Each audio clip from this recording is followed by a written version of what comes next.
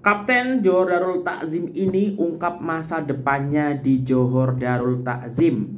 Kemudian Nafusi Zen yang perlu dipertahankan oleh Terengganu FC, dan kemungkinan aksi terakhir Sadil Ramdhani Malaysia di Piala Malaysia ini ya, karena kita tahu ada sesuatu yang membuat kemungkinan ini akan jadi aksi terakhir di Malaysia, yaitu di Piala Malaysia untuk Sadil Ramdhani dan JDT yang kembali cetak rekor. Nah, ikuti video ini sampai akhir. Saya Jutama, orang Indonesia yang memang sering cakap bola sepak Malaysia. Selamat datang di JS Update ya.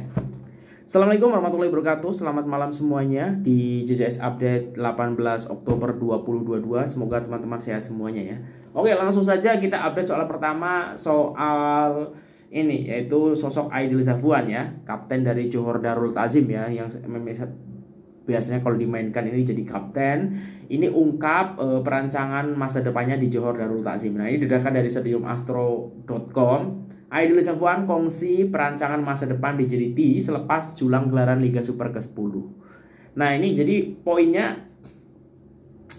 Aidil Zafwan ini sudah raih 10 trofi ya Liga Super kemarin ini ya, ditambah satu itu gelarnya di Negeri Sembilan ya. Tonggak pertahanan berpengalaman Aidil Zafwan Abdul Rozak mengakui teruja untuk menjulang kejuaraan Liga Super buat kali ke-9 berturut-turut bersama Johor Darul Takzim. Aidil Zafwan yang menyertai Harimau Selatan pada 2013 muncul satu-satunya pemain yang masih kekal bersama klub itu sejak revolusi besar-besaran dilancarkan pada 2014. Berarti ini sosok legend ya nanti kalau memang pensiun. Ketika ditanya mengenai masa depannya, sejurus majelis penyampaian trofi Liga Super selepas menundukkan Sabah 3-0 di Stadium Sultan Ibrahim malam tadi, pemain berusia 35 tahun itu menegaskan dia masih mempunyai bagi kontrak setahun dan sedia untuk kekal berkhidmat bersama JDT ya.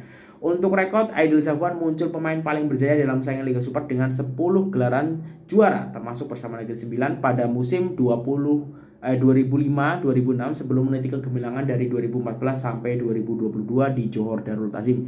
Sudah tentu ada perbedaannya dari tahun ke tahun. Dengan umur yang ada ini saya coba dapatkan sebanyak mungkin piala. Kita tidak tahu karena dalam bola sepak ini karir kami bila-bila boleh habis ya. Saya masih ada kontrak dengan kontrak, mungkin disebabkan saya jarang bermain jadi ramai yang buat andaian tersendiri. Apapun saya masih bersama JDT pada tahun depan, katanya selepas perlawanan. Jadi ini Aidil Zafwan ini fix ya, musim depan juga masih di Johor Darul Takzim ya, karena memang masih ada kontrak setahun di Johor Darul Takzim. Dan mungkin Aidil Zafwan ini salah satu player yang secara trofi mungkin sudah sangat banyak ya, karena dari 9 kali juara berturut-turut JDT ini Aidil Zafwan mengikuti semua, dan selain itu ada Piala Sumbangsih, ada Piala Malaysia, Piala FA.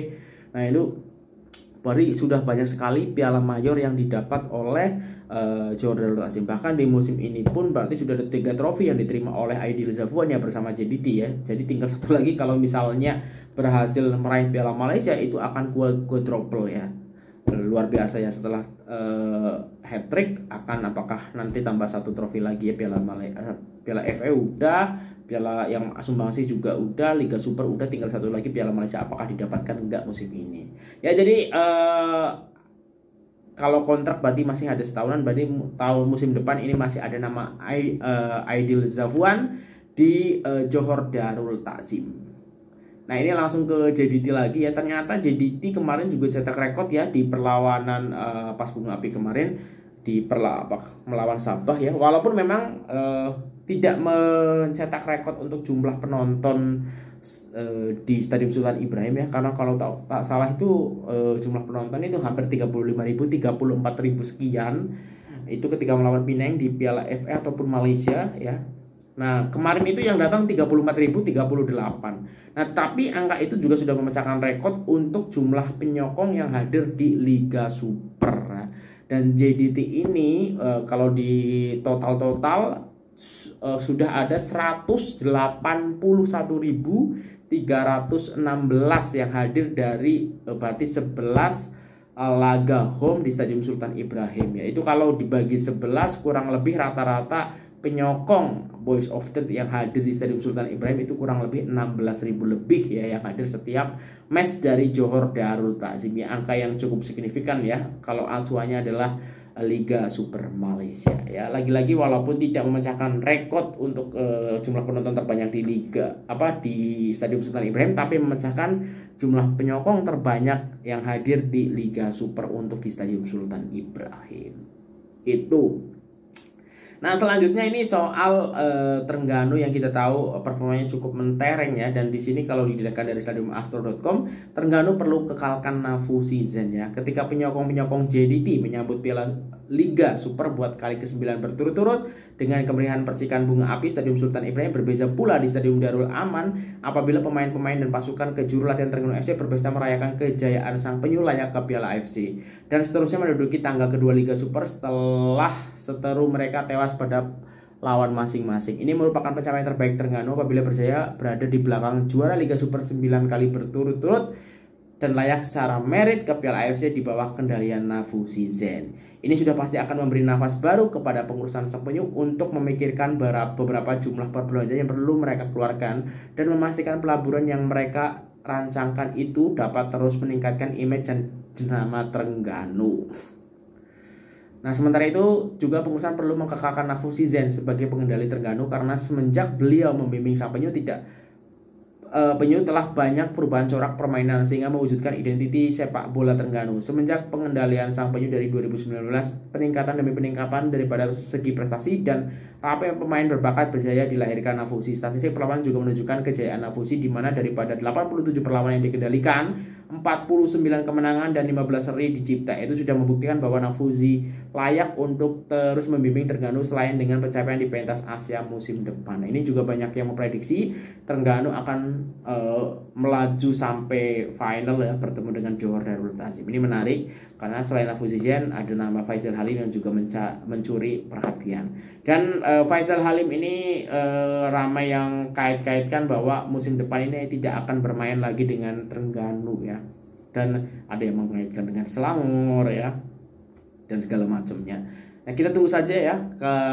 Harusnya sih Nafusi tetap stay, maksudnya tetap diberi kesempatan untuk melatih Terengganu karena memang secara prestasi juga sangat bagus apa yang dipertontonkan oleh Nafusi. Nah, tinggal Faisal Halim ini apakah pindah atau tidak, karena sudah ada hint ataupun kode-kode bahwa nampaknya Faisal Halim ini akan pindah musim depan dan terakhir bermain dengan Terengganu mungkin di Piala Malaysia ini. Nah, menurut teman-teman seperti apa ya?